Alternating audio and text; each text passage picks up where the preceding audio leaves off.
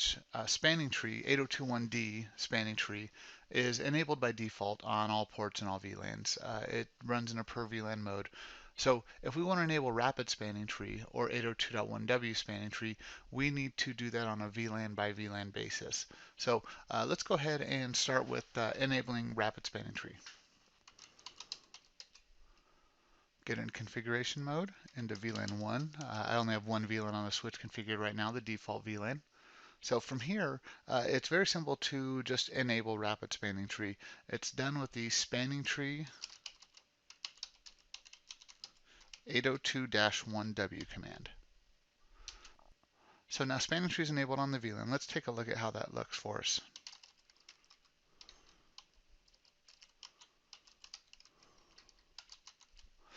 So we're going to run the show 802-1w command. I use the exclude disable argument to filter out some of the noise of the additional interfaces that do not have connections on them or not enabled. So this will just show us the relevant interfaces in the output. So what we see here is that VLAN 1 has spanning tree enabled. It's owned by that VLAN, meaning it's a per VLAN instance of spanning tree. The version is 802.1w. And what we can see here is that this is our switch's bridge ID. It's a combination of the MAC address and the configured spanning tree priority, which by default is 32,768 in decimal or 8,000 in hex. Most of these other timers are backward compatibility timers with spanning tree 802.1d. Then you look down here, you see that this is the root bridge that's been identified. Now this is not the same MAC address as ours, meaning that the neighboring switch that's connected here is the root bridge for this rapid spanning tree network. And then we see that one of our ports has been designated as the root port. We've got an alternate port, which means another port with the same cost towards the root bridge, but not the chosen port to be the root port. And then a designated port, which is a port that's connecting off to a PC out on our network here. So some of the things we can do with spanning tree. So we can see all those port states. We can see information about how everything came together. But let's say we want to make this the root bridge for VLAN 1. Again, we do this on a VLAN by VLAN basis. So at the VLAN configuration context, which we're already in, all we need to do is configure the spanning tree priority to something lower than 32,768 in decimal or 8,000 in hex.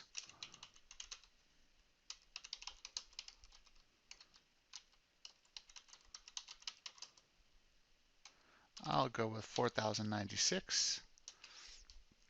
So we just set our spanning tree 802.1w priority to 4096 on this VLAN, which should be in hex 1000 in hex.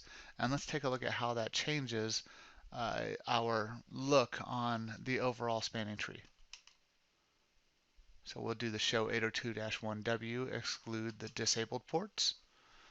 And now we see that the root bridge ID is the same as our bridge ID, and the priority is 1000 in hex or 4096 in decimal, making us the root bridge.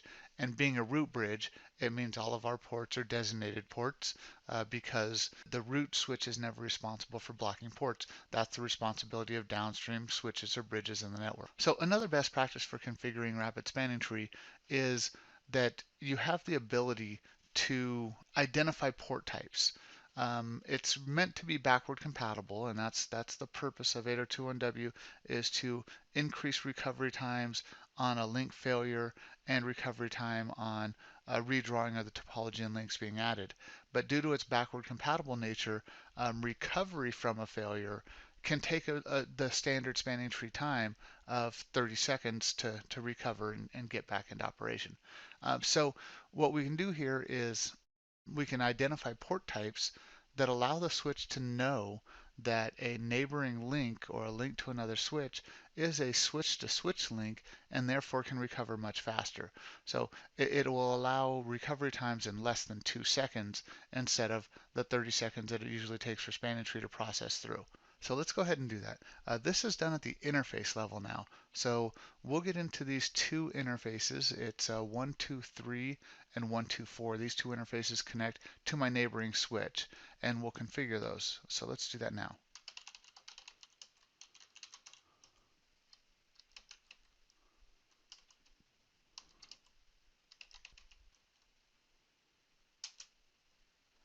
And that's done with a spanning tree 802-1W command. So let's do that.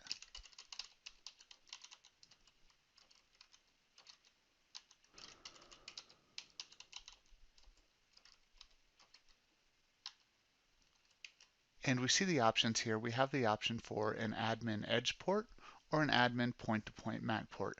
So an admin edge port identifies a port that's connected to an endpoint device. This is helpful in that we know it's an endpoint device, and that changes to that port state won't affect the overall topology of spanning tree. And then the admin point-to-point MAC says that it's a point-to-point link between two rapid spanning tree devices and can therefore actually communicate with each other to decrease the downtime when network changes happen in the environment that cause a change of the topology. So we'll define these two ports because of switch-to-switch links as admin point-to-point MAC.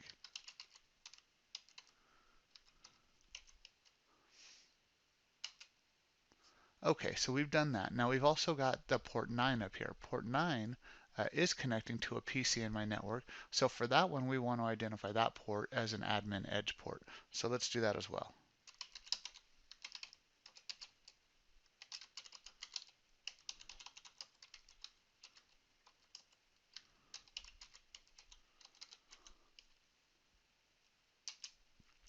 So now we've identified that as an admin edge port. So this is just going to speed up the convergence or reconvergence of spanning tree, especially in the recovery scenario. So spanning tree or rapid spanning tree will quickly fail and resolve the new topology when a link breaks in the topology. But when a link is restored in the topology, this is where you greatly increase the speed in which the network's going to recover and establish a new stable topology.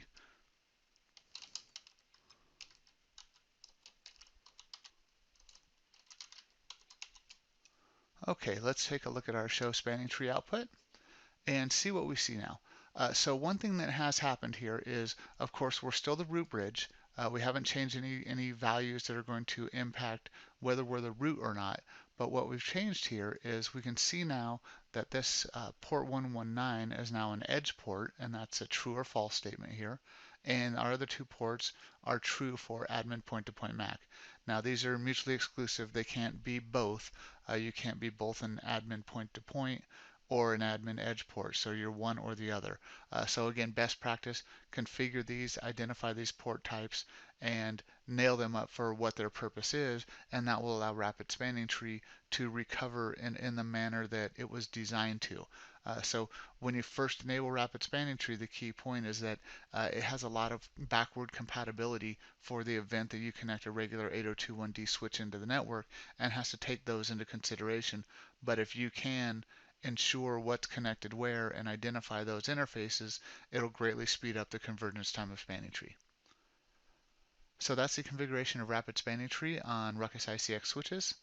Thank you for viewing this demonstration. Hope you